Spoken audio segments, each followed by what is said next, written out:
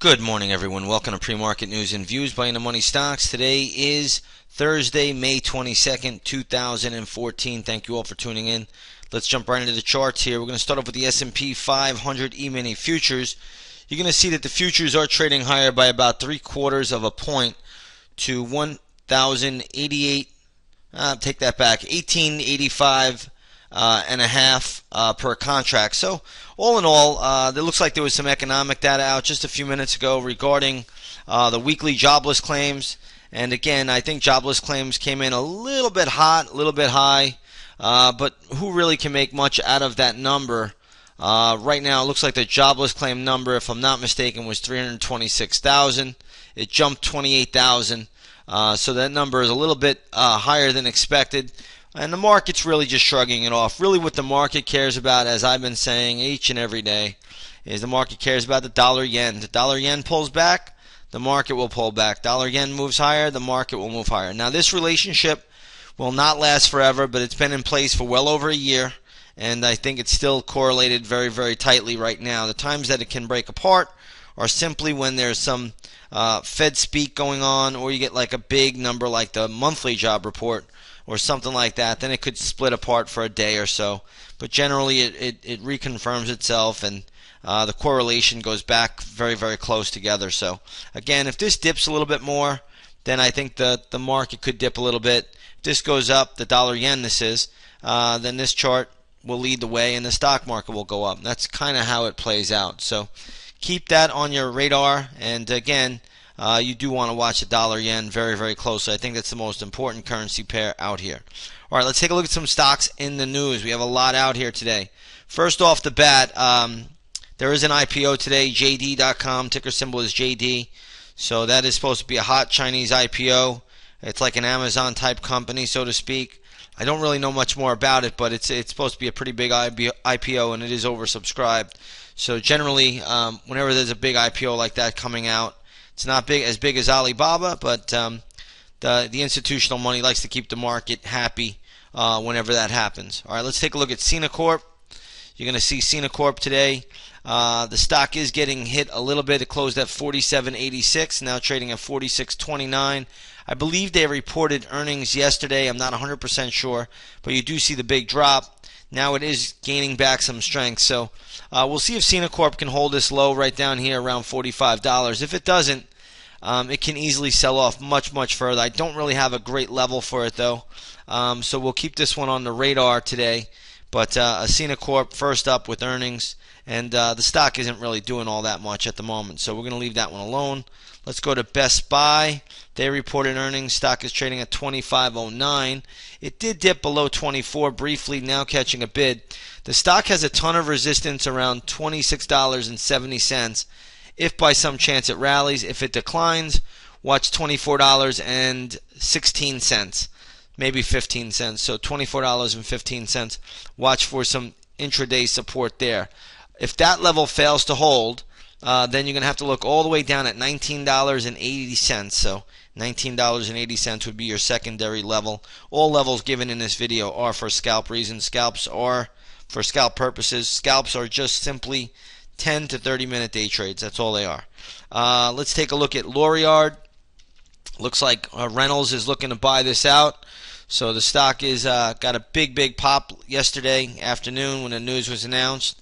We'll see how high it can go. I would not be getting short the stock, although I don't think there's a lot of upside from here. Either way, Reynolds is looking to buy Lorillard, and Lorillard, if you own it, I would just start to trail the stop loss. That's all you can do with it if you cannot be a buyer up at these levels. Let's take a look at Dollar Tree, DLTR. I will have gap resistance levels for this one. Stock trading up to $53 at the moment. That's a good pop. Stock closed at $50 yesterday. It is getting overbought already, but I will have gap resistance levels. We will play that in the chat room at 9 a.m. Let's take a look at Sears Holdings. I believe they reported earnings as well. Ticker symbol is SHLD, Shield. Well, they're going to need a shield. The stock closed at $36.50. It's right now trading at $35.50. I don't even have a minor support level until $32.20. So again, I don't see anything good here for Shield. I'm not sure if it's going to come back down. There will also be another support level for the stock around $30.30.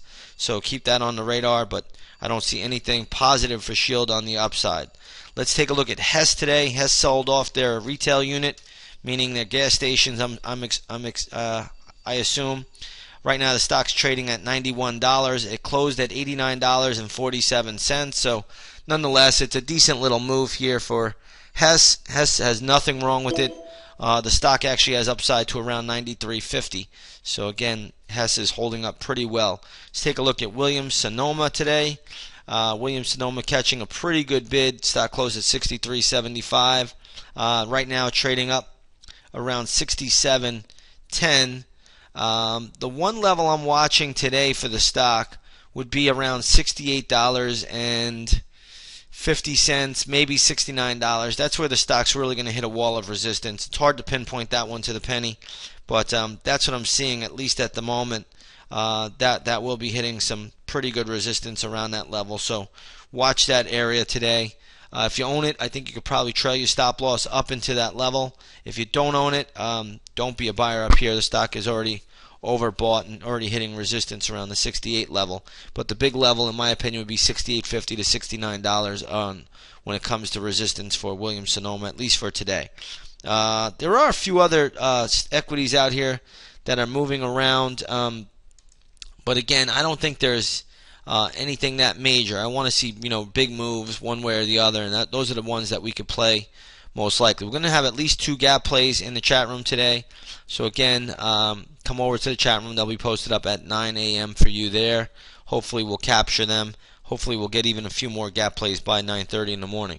Looking over the gold market today, gold is trading up sharply. Gold is having a big bounce, trading up $13.50.